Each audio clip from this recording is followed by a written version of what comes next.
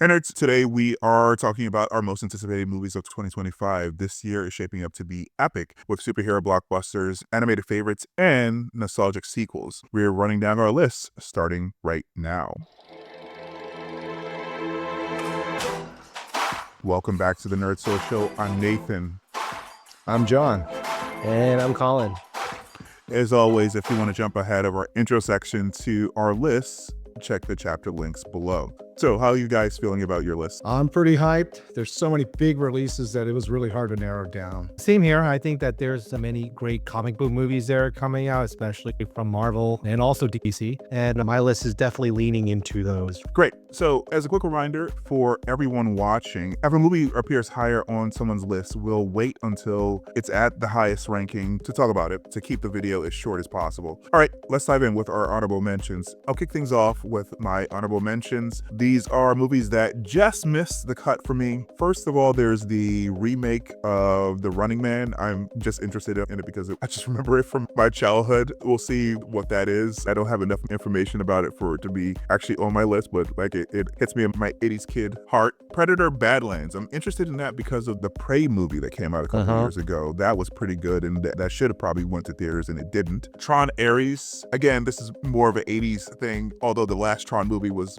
we'll see if they improve on that. Mortal Kombat, actually, the newer one was actually pretty good, so I'm looking forward to Mortal Kombat 2. It wouldn't rank as like a good movie, but it's like a good B movie, and I liked it. I liked the remake that came out in 2020 when all the theaters were closing. Jurassic World Rebirth. I really didn't like the Jurassic World movies, but they're rebooting again with new stars, Scarlett Johansson, and I forget the other star who's going to be in it. The guy who's supposed to be Blade, but they can't make a Blade movie. What's his name? Mahershala Ali. Mahershala Ali is supposed to be in that one. And Karate Kid Legends is also one that I'm interested in. We'll see where that goes. Mixing the two worlds of Karate Kid, the movies that Will Smith made and also the original ones. Those are pretty solid. For me, my honorable mentions include Thunderbolts with an asterisk. I would love to see what the asterisk is about, and of course the coming together of all the folks that we've seen in the other Marvel movies and series leading up to now, along with the Ballerina starring Ana de Armas, continuing on as a spin-off of the John Wick franchise. I love all the John Wick movies, action. So you put that plus Adana in there, I'm sold. I'm in line for that. Anyways, all of what you had almost made my list, and just too much competition this year. Yeah, for me, honorable mentions go to Snow White. Live action Snow White is coming out, starring Gal Gadot and Rachel Zegler, and also Wicked for Good as well. That is the sequel to the Wicked movie back released in last November. I think it's actually on your list, but we'll get to that. Yeah, Wicked almost made my top 5, and I basically put that aside for movies that I actually anticipate more. All right, so let's get into the countdown. My number 5 is Sinners. So it is the Coogler movie that is starring Michael B. Jordan playing dual roles as his twin. This is the movie that Warner Brothers made a special deal with Coogler. He actually owns it after a while, so he's trying to basically create generational wealth for his family. So we'll see how well it's received and whether or not he can create a whole franchise like George Lucas out of it. Yeah, my number 5 is going to be a Happy Gilmore 2. That is, for those of you that don't know, it's actually a nostalgic trip. It was one of Adam Sandler's first movies along with Billy Madison. So actually his production company is called Happy Madison Productions. I know that he had this huge deal with Netflix. He's had some nice movies along the way with them, and they're going to bring back the whole cast of characters, and I think they did a preview of it a few months ago. So I'm looking forward to that aspect of it, and it was a big part of my high school endeavors or escapades. My number 5 is How to Train Your Dragon. I really loved all those animated films, especially I was very impressed by the 3D quality in the theaters when I watched the first one. So I'm excited to see how they adapt this one into live action. I've already seen some of the clips, and it looks pretty good. I'm excited for it. I need Gerard Butler's in there as well, playing the father role yet again, and this time in live action as well. So it looks pretty good, and I think it'll be exciting. So looking forward to this one. All right, so my number 4 pick is actually Fantastic Four First Steps, but since it is higher on both of you guys' lists, I'll hold off. So my number 4 is Mission Impossible: The Final Reckoning. This is actually on John's list as well, so I'll wait until John discusses it right now. Yeah, so it's my number 4, Mission Impossible: The Final Reckoning. And so I've been a fan of this franchise since the first movie. Dead Reckoning was a more recent one that came out last year, and that left me anticipating what's next. So I'm ready to see how they wrap things up. And as these movies always have great action, lots of great guest stars as well, and the characters I like to really follow along with. It always seems to deliver. Last year, unfortunately, Dead Reckoning did not deliver as much in the box office as they wanted. There were a lot of things happening at the time, but regardless, it didn't take away from the excitement and the action and great stuff that was in that movie. So looking forward to more. Yeah, definitely. I feel the same about that movie. I think Tom Cruise's dedication to his insane stunts is probably going to be another insane stunt in this one. Haley Atwell was such a breath of fresh air being in the last movie. That she was great in it, that cat and mouse game. But also, I think that they've, ever since the 4th one came out with Ghost Protocol, it's been pretty good. Rogue Nation is still my favorite, but yeah, the last one was pretty good, and I'm looking forward to seeing how this all ends with this particular movie and how they're gonna tie it all up. Yeah, so I think this would make my honorable mentions basically because I'm a little mixed on the franchise because of Tom Cruise and his off-camera antics. When we were doing this list back in 2023, you mentioned Dead Reckoning was on your list, and it wasn't on mine basically because of Tom Cruise. I will say that Dead Reckoning, when I actually got around to seeing it, because I saw it later in the year, 2023 now, because they sent me screeners at the end of the year for awards, I saw it and it was really good. So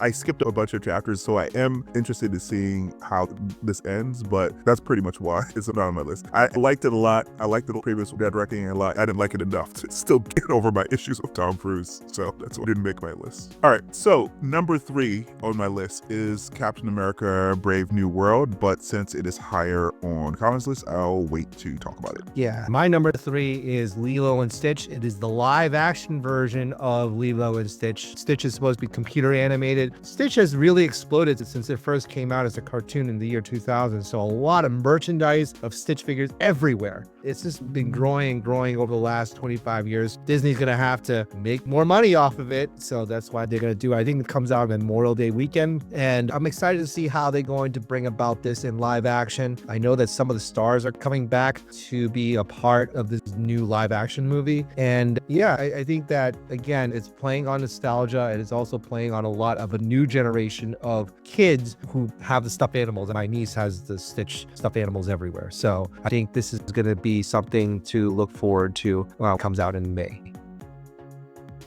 Okay. All right. My number 3 is Captain America: Brave New World, and since that's higher on Colin's list, we will wait to discuss that later. So number 2 on my list is Wicked for Good. I know Colin mentioned this in his honorable mention, but for me, it's basically a must-watch. This was one of my favorite movies from 2024, and it helped me through my post-election depression last year. Cynthia Erivo and Ariana Grande are exceptional, and the one that came out last year. So I'm looking forward to the conclusion, and I'm hoping for some Oscar wins because they got 10 nominations. But John Chu should have gotten nominated. He did get nominated. Hopefully he'll get nominated for this one that's coming out this year. So. Yeah, and then to add to that point, before I go to my number 2, Wicked was definitely my number 1 on my movie list for the movies of the year. So definitely had that political bent, and definitely looking forward to that. My number 2 is Fantastic Four: First Steps. This has been really hyped a lot. It's going to come out, I think, in July of this year, but Jhon also has it on his list, so John's going to talk more about Fantastic right now.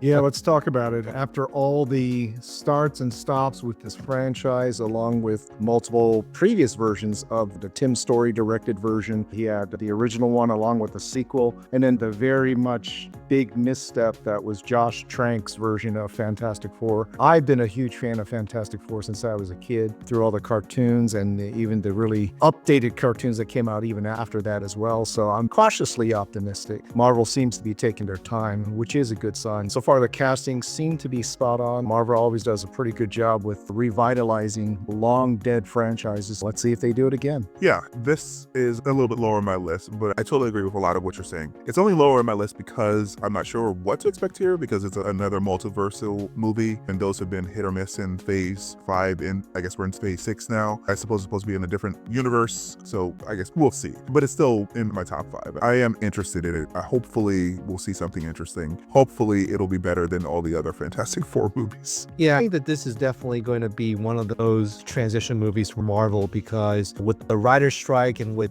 a lot of the hits that they've been doing, and we've been discussing it very much in this channel about all their pivots, I think this is probably their first steps into this Marvel rebirth, hopefully, because 4 and 5 has been hit or miss, like Nathan said, and I think that we've anticipated a lot of the Marvel movies being on top of our list, but are we going to get tricked again, or are the online fans going to really trash the Marvel movies again because they're too big to fail? So we'll see how they pull it off and whether or not they can pull it off. If they can, it will probably move up into people's top 10 list in terms of Marvel movies. We've had about 35, 36 MCU movies so far. All right, so we are at our number 1 already. So my number 1 is Superman, but since it's John's number 1 as well, I'm going to let him talk about it first, and then I'll chime in after he talks about it, and then I guess we'll hear Colin's number 1 as well.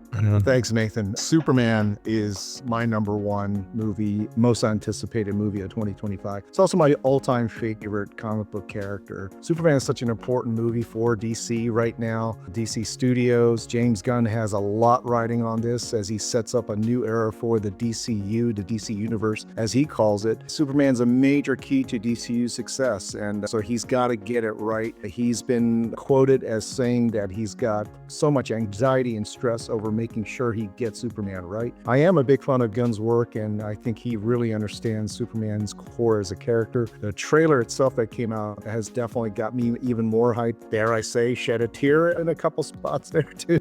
You know, especially with the nostalgic callback to the classic Superman theme as well. So I am hyped. I'm very hyped. Yeah, I actually did not put Superman on my list. I think that I'm excited to see what James Gunn does because he has a good track record with Marvel and also with Guardians and also with Peacemaker as well, and Suicide Squad to a certain degree. So if he nails it, I think that it would set a really good tone for DC moving forward, and then start building the universe. Finally, building a universe that could be a good rival to what Marvel has done over the last 15 or so years. So I think for me, Superman is a very hopeful character, and right now we definitely need that energy. I think James Gunn actually understands Superman much better than Snyder ever did that hopefulness. That trailer made me shed a tear a bit too. Sometimes I've gone through phases where I think Superman is corny, but he brought me back to the 1970s Superman when I was a kid, looking up to Christopher Reeve and everything. I watched that trailer like a week or two before I watched the Christopher Reeve documentary,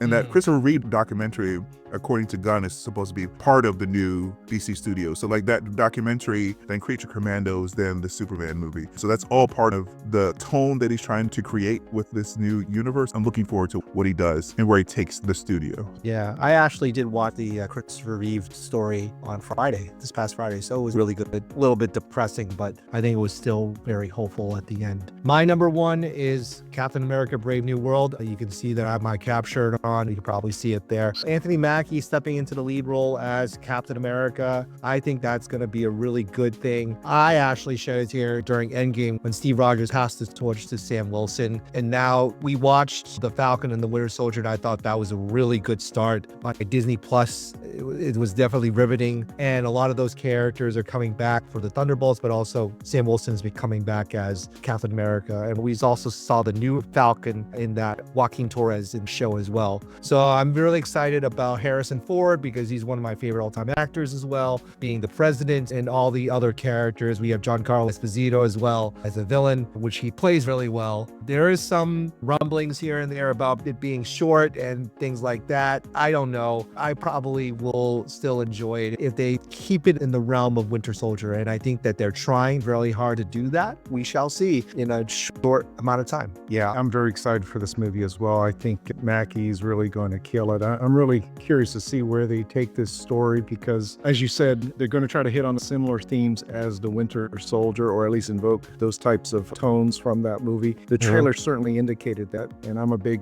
Harrison Ford fan as well. I hope they do Red Hulk right in this movie. So yeah, I'm looking forward to this as well. As I mentioned earlier, it's just lower on my list. So not everyone saw The Falcon and Winter Soldier, so I'm looking to see how they incorporate Steve Rogers' legacy while letting Sam Wilson shine as Captain America, because there's going to be a lot of butthurt people that the black guy's taking over the mantle, even though it was in the end of Endgame, like you said, and there was a whole series about how he transitioned, but there are going to be people that show up and going to be confused. So we'll see how they handle it. The only other reason that it's not higher for me is because this movie has gone through so much development stuff in the background that I'm a little concerned about the script rewrites. One thing that it has over Blade, at least that the director hasn't changed like 30 times. Same director the entire time, but they rewrote it several times and they had to reshoot it several times. So now the budget has ballooned up to almost $300 million. So I'm a little concerned about that, but They gotta deliver. yeah, they definitely have to deliver. Yeah. But yeah, looking forward to see Mackie shine. Mackie's solid. And we got Harrison Ford too. All right, so that's our list of the most anticipated movies of 2025. So what did you think? Did we miss any of the big ones? Let us know in the comments below. And if you enjoyed this video, please make sure to like, share, and subscribe for more movie discussions. Thanks for watching, and we will see you next time. Have a good one, Bye. everybody.